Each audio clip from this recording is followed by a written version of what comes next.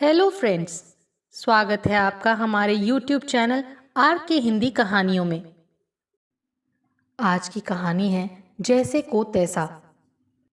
शाम दफ्तर से छूटकर समीर संध्या के साथ रेस्टोरेंट में चाय पी रहा था। तभी उसका मोबाइल बजा। उसने मुंह बिगाड़कर फ़ोन उठाया। बोल क्या है? अभी दफ्तर में हूँ, काम है, 1 घंटा और लगेगा।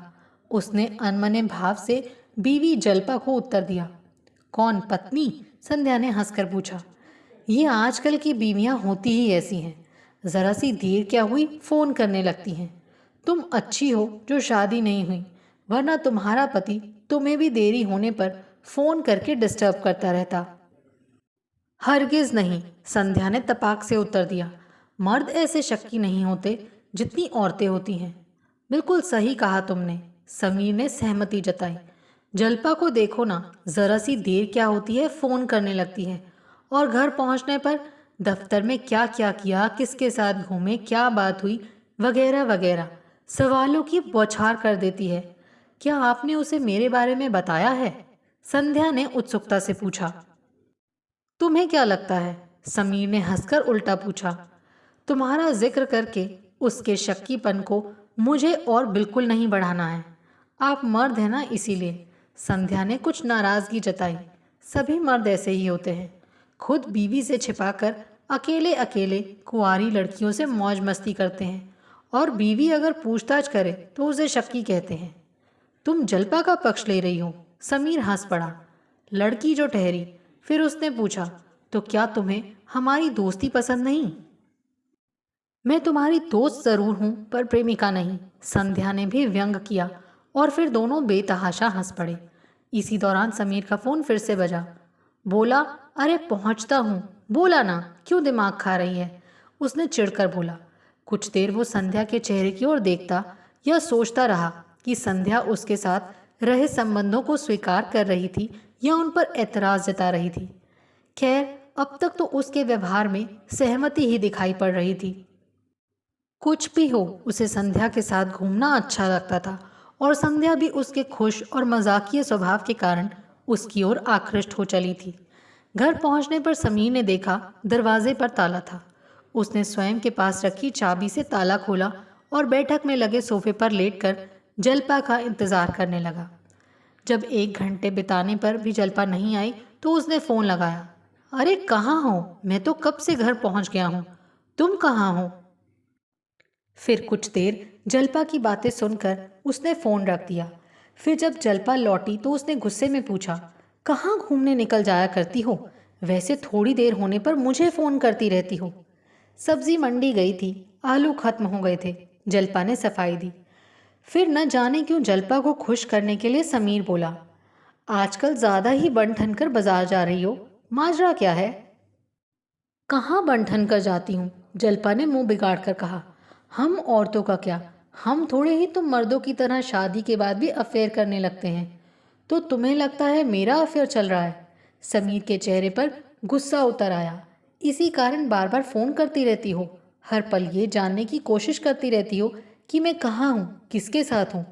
जल्पा ने घूर कर उसकी तरफ देखा। बीवी हूँ तुम्हारी, इतना तो हक बनता ही है मेरा। आजकल की औरतें बड़ी चालाक होती हैं, दफ्तर में काम कम करती हैं, शादीशुदा मर्दों को फंसाने की तरकीब करती रहती हैं, फिर मर्दों के साथ अफेयर करना तो आजकल की कामकाजी औरतों के लिए फैशन बन गया है। और तुम तो हो ही आशिक मिजाज। समीर झेंप सा गया। लगा जल्पा ने मानो उसे रंगे हाथों पकड़ लिया हो। क्या सचमुच उसे मेरे और संध्या के अफेयर के बारे में पता है, या वो यूं ही हवा में तीर फेंक रही है? वो सोचने लगा, क्या उसे सतर्क रहना चाहिए? न जाने क्यों उस दिन के बाद समीर संध्या के साथ घूमते हुए कुछ कुछ डर सा महसूस करने लगा।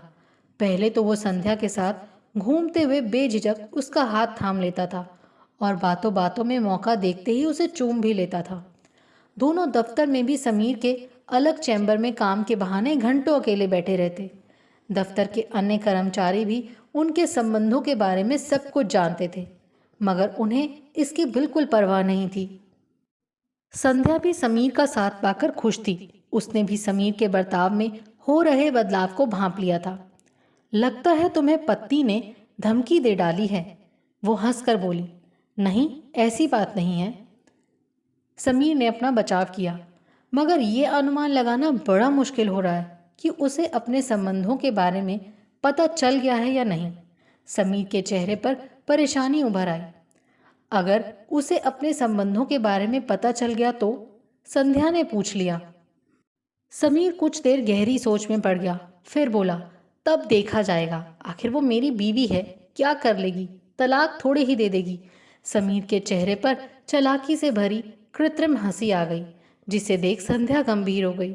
उस रोज समीर को आश्चर्य हुआ जब जल्पा का फोन नहीं आया। दफ्तर से छूटने के बाद संध्या के साथ बाजार में घूमते हुए उसे काफ़ी देर हो चुकी थी। उसने फ़ोन लगाया। क्या कर रही हो, फ़ोन नहीं किया?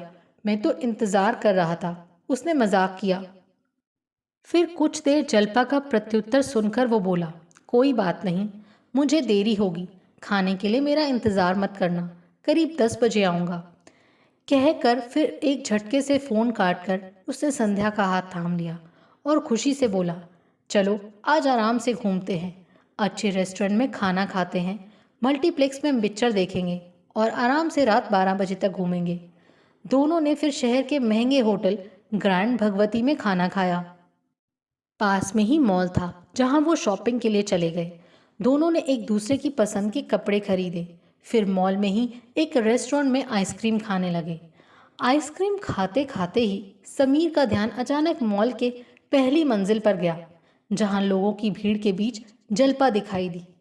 वो किसी मर्द के हाथों में हाथ डाले घूम रही थी। उसको झटका सा लगा।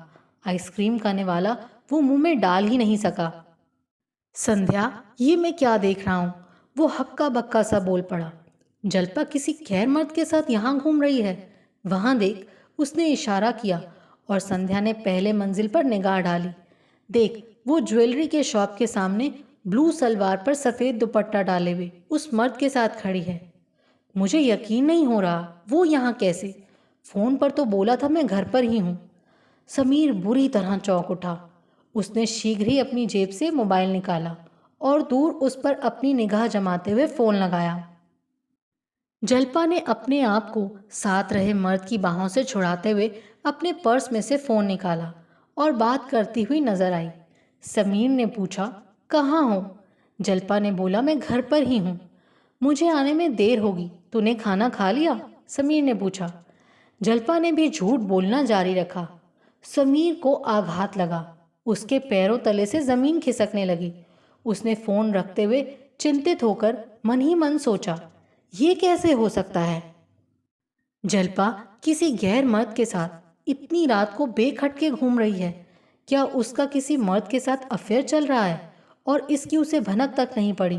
वो भी कितनी चालाक है, छिप छिप कर अपने यार से मिल रही होगी और इसका उसे पता तक नहीं। फिर वो तो बार बार फ़ोन करके अपने पति को वो कहाँ है, किसके साथ है और घर आने में कितना वक्त लगेगा, क्यों देर हो रही है, ऐसे सवाल पूछकर परेशान कर देती थी। उसकी ऐसी हरकत से ही वो तंग आ चुका था और उसे शक्की दिमाग की समझने लगा था।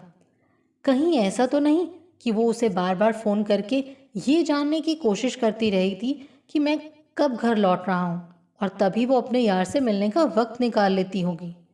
उसे याद आया, एक रात वो घर पहुँचा तो वो घर नहीं थी और करीब आधे घंटे बाद लौटी थी। पूछने पर बताया था कि पड़ोस में ही दीपा के वहाँ बैठी थी।